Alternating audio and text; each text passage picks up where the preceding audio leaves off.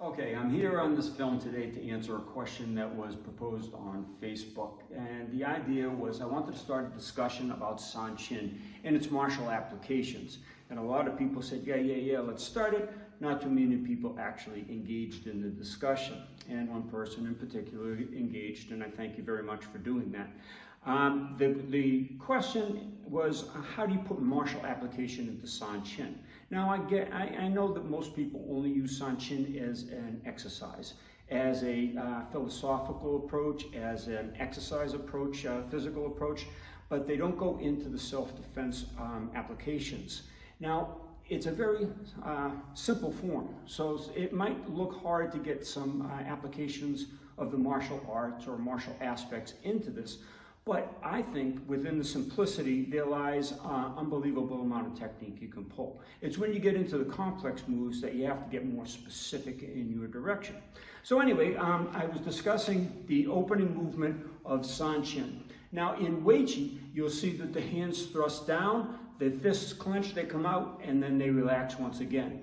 In Goju, the hands will come together, and then they step out as the hands cross. Now, I have applications for those actions, and I want to show you. Now, the question also came up. I said it was good for a waist tackle. As an example, you could do 1,001 different ideas off this. It's only limited by your mind and your approach and your skill and what you're trying to accomplish. If you think this is only like tightening up the triceps as a matter of exercise or the body posture right before you tighten up more, well, then that's what you're going to be limited to. So let's go into an idea about the application. Now in the Uechi version, which I'm going to show you an application, I'll also show you some out of Goju. I practice the Uechi, I don't practice the Goju version. The hands come thrusting down as the Nukites. Now in the Bubishi, there are 6 G hands or any G hands. Now these hands are in the Uechi versions. Now when I throw my fists down or my hands down in the Nukite, I'm not planning on stabbing anybody with the fingertips. And this individual that says it won't be feasible on a waist tackle from a larger opponent, I can understand that. I wouldn't dig my fingertips into anybody's shoulders or back either. But the thumbs, the thumb knuckle, called the iron bone hand in the Bubishi, the ancient Bubishi. As you thrust these down, those weapons can hit on the side of the head. Now, you can hit with your knuckles just in the air as you're practicing your form to understand how you could develop that. So you're stepping out of the posture. In the Uechi, we do the movements here, and then we come back. We're thrusting down. Now, this will work against a tackle because your hands are substantially faster than the person's body weight coming at you. Let's go into a couple of little different targets. Can I have them all here? Okay. Now, you're going to recognize Anthony because he came on and helped me while I was traveling. Thank you. And Mike Hebert also. They helped to show you an application out of Sanchin to stop some of the body weight coming into you for the waist tackle. Now, I'm not going to try to stop someone substantially larger than myself, okay? And not every technique is 100%, but I'm going to show you some different options. Could you come in for a waist tackle? What I'm going to do is as I thrust my hands down, I'm using those iron bones on the nerves right above the ears. Now, just doing this, you can start to see that the body weakens. And what happened inside?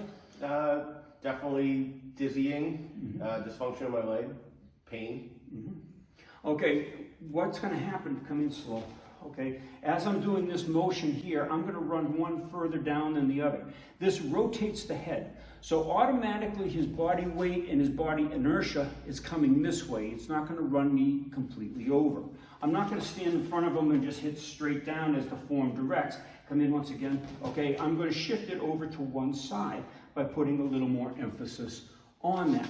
Now, all those times I'm touching his head, I'm putting a little bit of force into him to make sure I get the contact. And you can start to feel that? Okay. And what's going to happen is the legs go out first. okay? Now I'm going to do this, and I'm going to try not to do it too hard. I'm going to ask you to come in a little quicker, okay, as you do this. Yeah?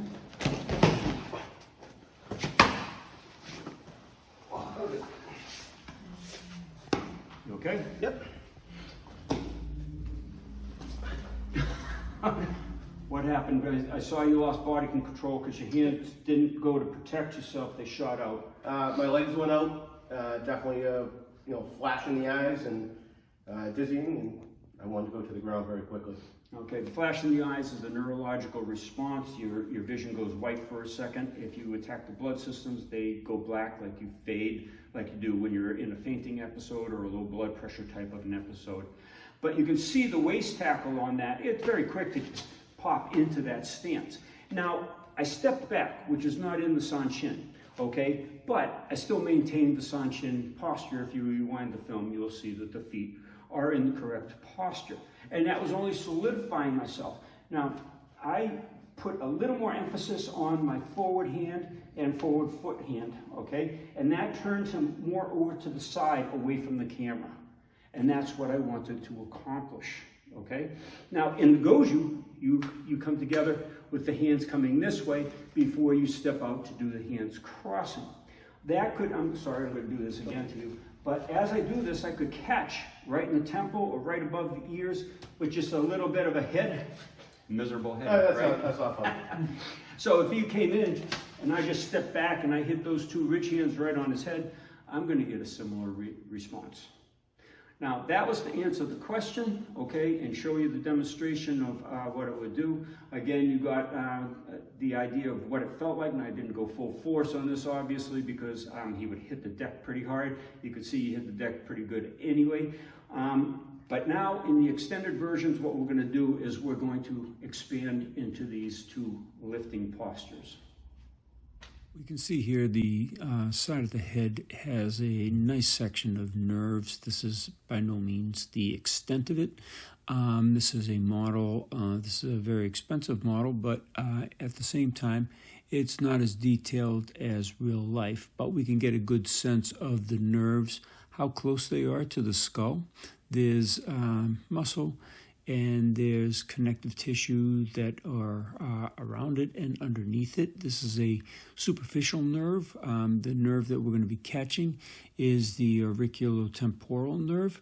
Now let's take a look at that. We'll take a look more at the side here. Let's get some action going here. Let's get this.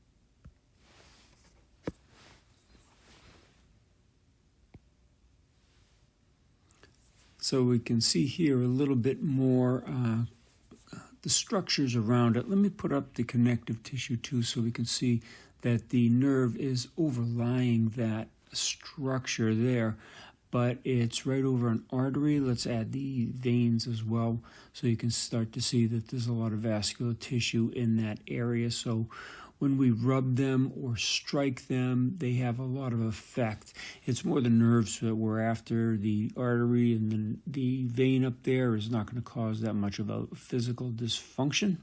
So that's the target that we're after. And we can see that the iron bone hand or the ridge hands, if you're striking into them, will cause quite a bit of disruption. Also in the temple area. Temple area is not as good for some of the waist tackles.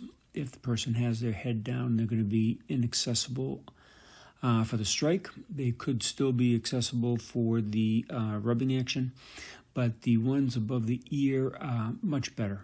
So that's the auriculotemporal nerve. Let's take a look at some other targets.